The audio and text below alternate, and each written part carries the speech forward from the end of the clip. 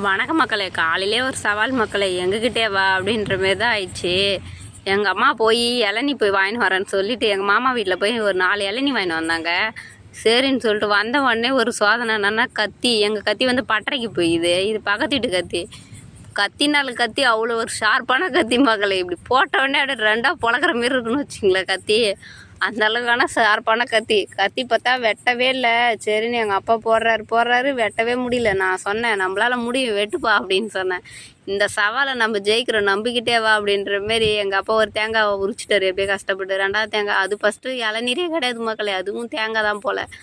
அதுவே பரும் கஷ்டமாகி போச்சு. நான் வர இளநீர் சொல்லிவிட்டு சோடத்தலையெல்லாம் பக்கத்தில் வச்சுக்கிட்டு ரெடியாக உட்காந்துங்கிறேன். எங்கள் அப்பா வெட்டி கொடுப்பாருன்னு பார்த்தா இது தேங்காய்மா அப்படின்ட்டாரு. அடா என்னடா இப்படி ஆகிப்போச்சே அப்படின்னு நினச்சிக்கிட்டு உக்காந்துட்டு இருந்தேன். அப்புறமா சரின்னு சொல்லிட்டு தேங்காயை உரிக்க ஆரம்பிச்சிட்டாரு. ஃபஸ்ட்டு தேங்காயை உரித்து ரெடி பண்ணி வச்சிட்டாங்க.